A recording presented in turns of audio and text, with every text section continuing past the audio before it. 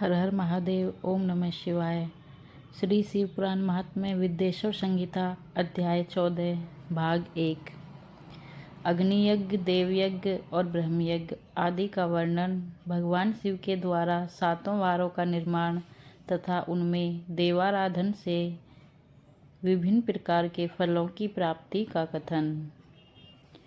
ऋषियों ने कहा, हे प्रभु, अग्नि यज्ञ, देव यज्ञ, ब्रह्म यज्ञ, गुरु पूजा तथा ब्रह्म तृप्ति का हमारे समक्ष क्रमशः वर्णन कीजिए।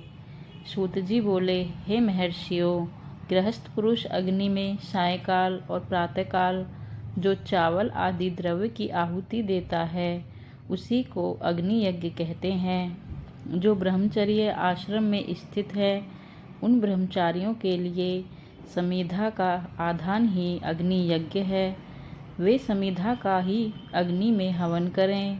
ब्राह्मणों, ब्रह्मचर्य आश्रम में निवास करने वाले द्विजों का जब तक विवाह न हो जाए और वे उपासनाग्नि की प्रतिष्ठा न कर लें तब तक उनके लिए अग्नि में समिधा की आहुति, व्रत आदि का पालन तथा विशेष यजन आदि ही कर्तव्य है।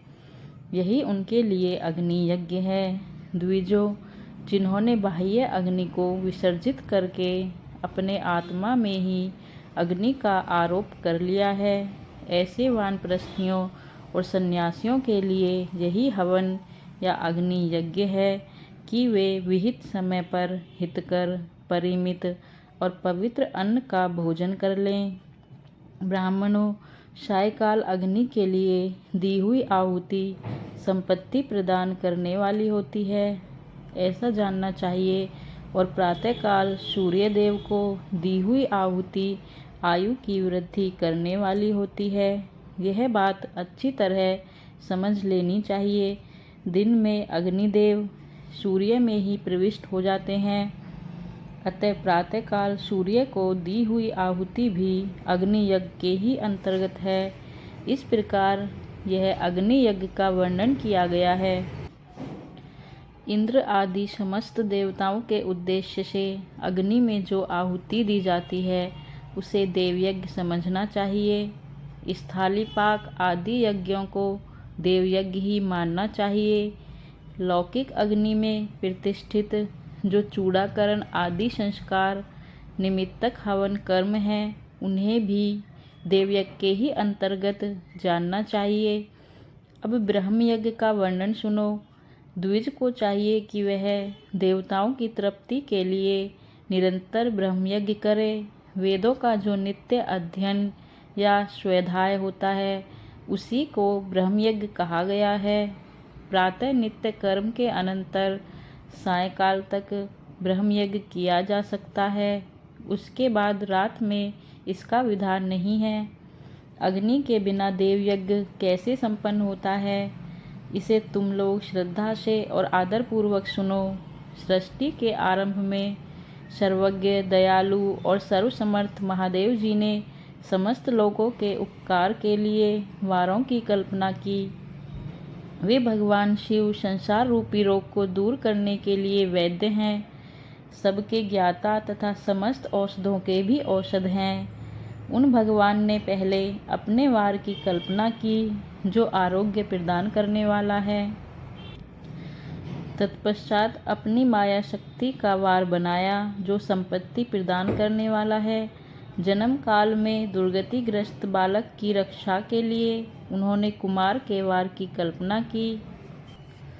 तत्पश्चात सर्वसमर्थ महादेव जी ने आलस्य और पाप की निवृत्ति तथा समस्त लोगों का हित करने की इच्छा से लोक रक्षक भगवान विष्णु का वार बनाया। इसके बाद सबके स्वामी भगवान शिव ने पुष्टि और रक्षा के लिए आयुकर्ता, त्रिलोक स्रष्टा, परमेष्ठी ब्रह्म का आयुष्कारक वार बनाया, जिससे संपूर्ण जगत के आयुष की सिद्धि हो सके। इसके बाद तीनों लोकों की वृद्धि के लिए पहले पुण्य पाप की रचना हो जाने पर उनके करने वाले लोगों को शुभाशुभ फल देने के लिए भगवान शिव ने इंद्र और यम के वारों का निर्माण किया। ये दोनों वार क्रमशः भोग देने वाले तथा लोगों के मृत्यु भय को दूर करने वाले हैं। इसके बाद सूर्य आदि 7 ग्रहों को, जो अपने ही स्वरूप भूत तथा प्राणियों के लिए सुख दुख के सूचक हैं, भगवान शिव ने उपयुक्त 7 वारों का स्वामी निश्चित किया। वे सब के सब ग्रह नक्षत्रों के ज्योतिर्मय मंडल में प्रतिष्ठित हैं। शिव के वार या दिन के स्वामी सूर्य हैं। शक्ति संबंधी वार के स्वामी सोम हैं। कुमार संबंधी दिन के अधिपति मंगल हैं। विष्णु वार के स्वामी बुध हैं। ब्रह्मा जी के वार के अधिपति बृहस्पति हैं। इंद्रवार के स्वामी शुक्र और यमवार के स्वामी शनिश्चर हैं।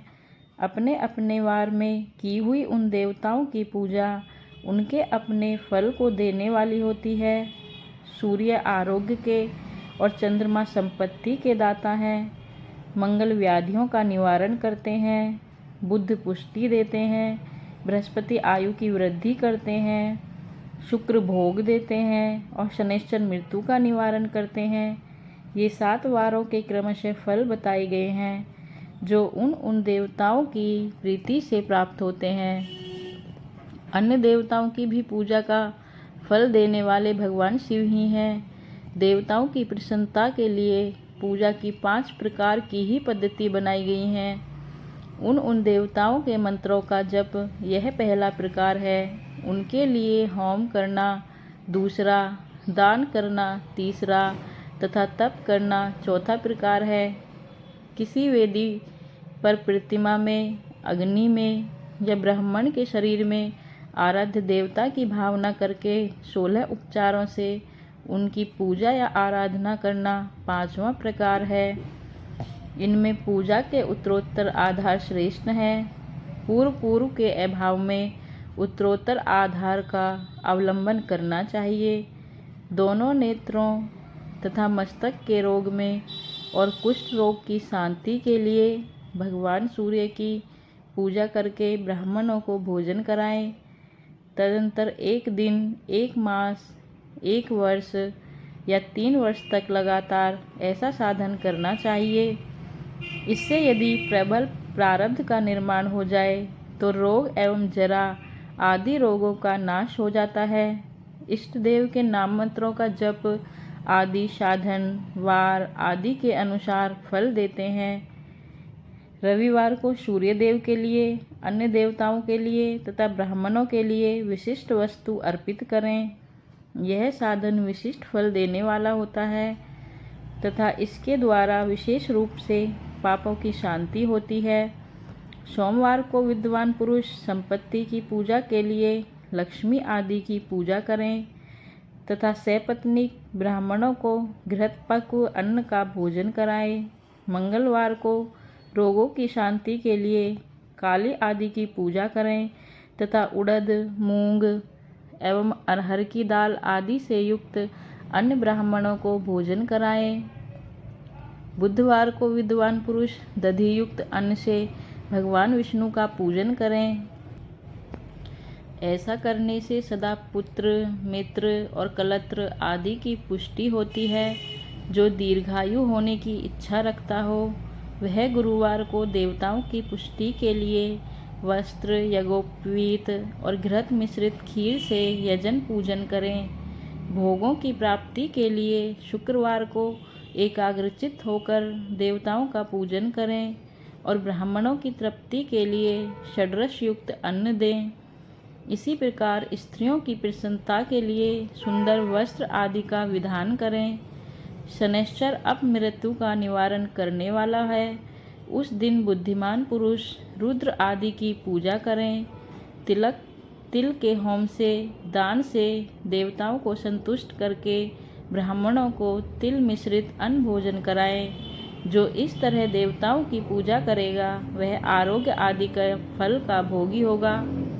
श्री शिव पुराण महात्म्य विद्वेश्वर संहिता